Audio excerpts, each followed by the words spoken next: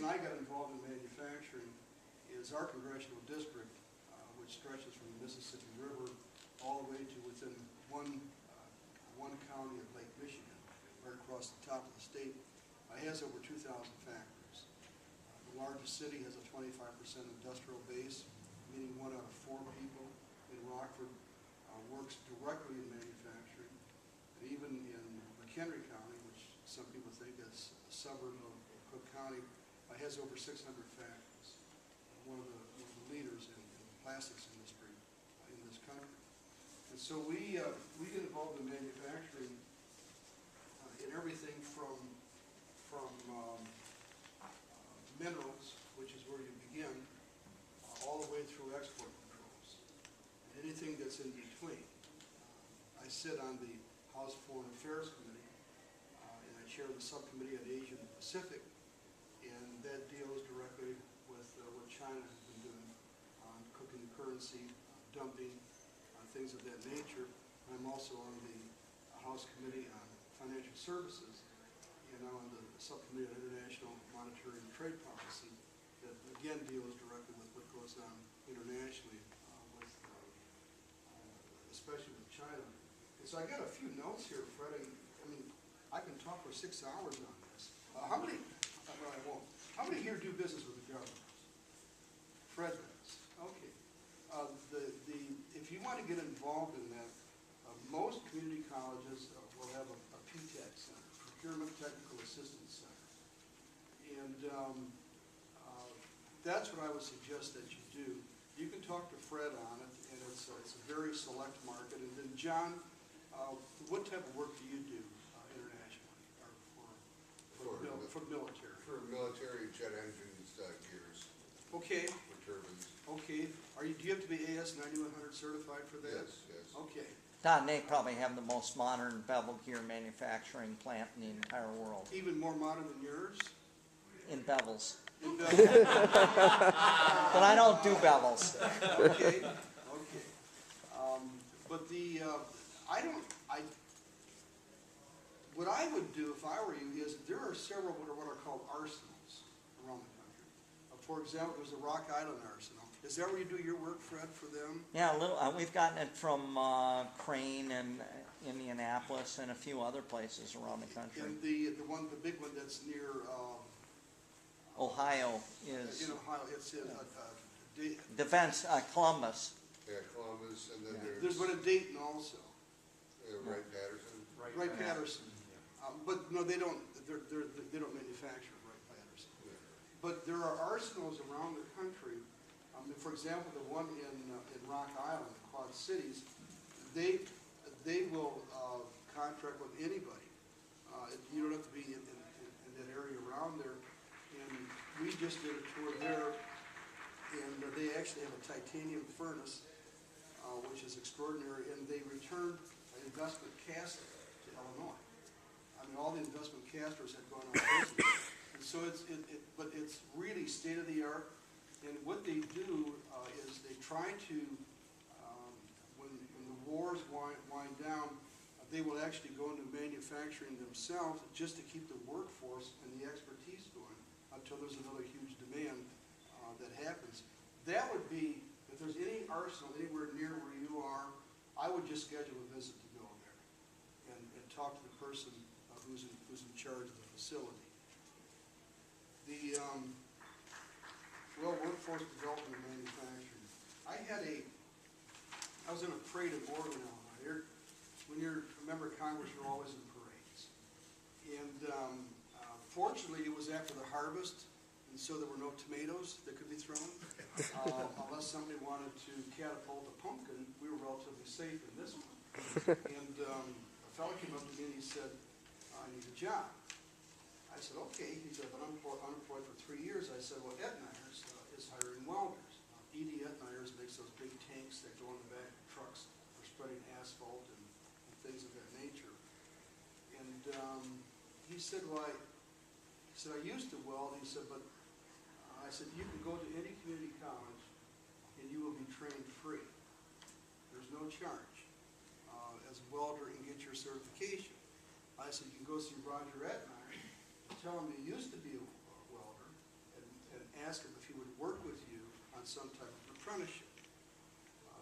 college in Rockford, Rock Valley Community College, I had a fellow who runs a machine shop up on Larson Machine on Highway 251. You know where that is, Fred, as you're going south, it's up the hill on your right? But he had called, and he said he couldn't find any skilled machinists. So I got a hold of Jack Becker, who's the president of Rockville Community College, and I said, this gentleman, it's Nelson. It's Nelson. And I said, Mr. Nelson has young men that want to learn the trade. So they showed up, they said, we want to learn it, we don't have the experience. And within 4 days, Rock Valley had set up a custom apprenticeship, working with Nelson Tool. So to me, that's the best type of training that you can get. You know, the days of training somebody to run just generically run a CNC machine, those are still around because there are now certifications in manufacturing. The NAM, within the past couple of years, Emily DeRocco, who used to be in charge of the training programs of the Bush administration, is now working for the Manufacturing Institute. And they've come up with a core curriculum. There used to be about 300 curricula, whatever the word is, out there, and now it's all been consolidated so that most community colleges will offer that course whereby the young men and women who work towards running these machines. And there you are. You just, it's yours. Or it's hidden. There you go. But that, to me, would be your best source. But unbeknownst to most shop manufacturers, and Fred, I'm sure you're aware of it, is the opportunity that's available at Rock Valley. I mean, within 3 or 4 days, they set it up. That's what I would suggest you do. To take and put your arms around the whole problem of workforce development. You have your workforce investment boards, is that what they call them? Yeah, that are administered under the Department of Labor. They struggle, and I'm not complaining about any of them, but normally, if you just contact your community college, tell them what your needs are, I would think that's the best place that you can go in terms of workforce development. The other thing is, we were visiting a fellow in Crystal Lake who does injection insert molding, and he had about 9 people working for him, and there were 4 young men that were in their 20s. And I said, okay, now how did you do this? And he said, I got in contact with these young men when they were in high school, got them interested in building these molds, and these are some pretty sophisticated, and this is very sophisticated mold. And he said, what I do is they come in, and he said, I will pay their schooling all the way through getting their associate's degree, which is your certificate in machining offered by the local community college. And he said they can take time off during the day. He said they're not in that much of a hurry to get it because I teach them so much that's here. He said, but when you get them young like that, they become part of your family. I mean, 4 guys in their 20s, in a shop of 9, come on, you don't see that. Now, any of you having a hard time getting engineers? Are you hiring engineers, anybody? Fred, are you hiring engineers? Okay. Still. Anybody here else hiring engineers? Hired. Okay, no. Okay, no, this would be, is it mechanical engineering that would be? Mostly mechanical. Okay. Well, there's more of an abundance of mechanical engineers than double E's. What I would suggest you do is, now, Jack, where is your place located? Our headquarters is in Troy, but we have plants in Troy, Michigan? Troy, Michigan, yeah. Okay, and then where, give me an idea where some of your plants are. We have plant in Tennessee and in North Carolina. Okay, what I would suggest you do is to, if you have a College of Engineering that's anywhere near you. I would visit the dean of the College of Engineering, and this is what we did with Northern Illinois University School of Engineering and Hamilton Sunspring. It's a monstrous company. They had never linked up before. It was the most amazing meeting, and Fred, that's the day that the Eiger Lab was born. Yeah. It's about, I mean, one of the most remarkable, were you at that meeting at Rock We Valley? were talking about nano gears the other day, and somebody Right. said that just 2 years ago this came out, and I said, no, Eiger Lab's been doing it for Yeah. 7 or 8 years. Yeah, well, in fact, this is the spur gear that's milled at the Eiger Lab. If you want to pass that around, that's some remarkable milling. But what we did was we brought together the dean from the College of Engineering, along with the head of Hamilton Sunspring, Hamilton Sunspring is part of United Technologies, and just sat the two together. And within about 37 seconds, I had lost total consciousness of anything they were discussing, because they went from introductions right into what their needs were.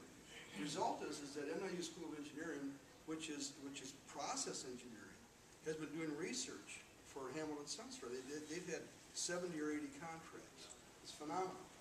And then what I would do is I would approach the school and say, look, I run a facility, and we're interested in hiring mechanical engineers. And trying to make some kind of arrangement so you could have someone come there, I don't want to call it apprenticeship, but find some way to grab onto somebody. Hopefully somebody who lives locally and wants to work locally. And then maybe bring him in part-time. Maybe offer him something that if he comes in full-time, that you help him pay for his master's. But just, to me, that's the easiest way that you can get somebody, get especially a mechanical engineer, and there supposedly is a surplus of mechanical engineers, but then why are we having such a hard time hiring? But that's what I would do. But the other thing that it does, if you do something in your shop that's really unique, the School of Engineering may take a look at it and actually use your shop as a lab.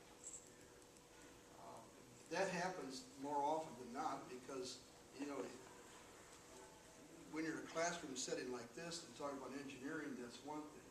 But actually, with a lab, with a hands-on, that's something else. I would also suggest that.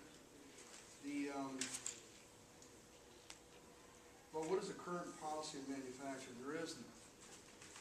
Chairman Greenspan, when he was the head of the Fed, often used to say that whatever jobs we lose in manufacturing, we more than compensate for in value-added white-collar jobs. It's okay. And I said in financial services, and I asked the question, I said, well, Chairman, I said, can you give me an example of one value-added white-collar job that has replaced or displaced manufacturing? And my 5 minutes would always run out before he would have the opportunity to answer. The man never understood manufacturing. Never. Absolutely did not. And then you hear people say, well, manufacturing is only 17% of our GDP. You know, my brother had an Italian restaurant for 41 years with our parents. And Fred, you used to hang out there all the time. When people are employed, they're eating pizza. I talked to a fellow who sells Red Wing shoes. And I said, how's business? He said, the guys aren't working, so they're not buying my shoes. I mean, don't tell me there's no trickle down. We're not going to buy our way out of this recession. We have to manufacture our way out. People have to start doing things with their hands in order for us to fully come out of this thing. I would. How will U.S. debt affect manufacturing growth? Well, you can tell that better than I do. There's so much uncertainty going on. You probably have people out there that want to expand their shops. And to do that would be ordering gears from you that would go on machines machine tools, and that'll be part of the expansion. But with the president saying, well, we're gonna raise taxes on the rich, people earning over $200,000 a year, couples over $250,000, with the advent of Obamacare coming in, you guys, you're afraid to do anything. You'll see an opportunity to perhaps buy a new machine tool, or to expand in another area, and you yourselves may be hesitant on spending the money. I was talking to Mike Abadi at the U.S. Bank, a large bank, and then somebody else at the Alpine Bank, which is a small community bank in Rockford. And the story is the same. They're looking for people to whom to lend money. The banks are loaded. They have all kinds of money. And they know of people who would qualify, undoubtedly, but they're just hesitant because they know how cyclical manufacturing is. So whatever the president can do, and he has to lead. Congress does not lead. The president leads the country. The president is one voice. Congress has 535 voices. All the president has to do is say, look, we're not going to raise taxes. We're going to keep things constant. We're going to cut back on some of the regulations and do it in a meaningful way. You guys know more about that stuff than I do. That creates the certainty that's necessary for the economy to recover on its own.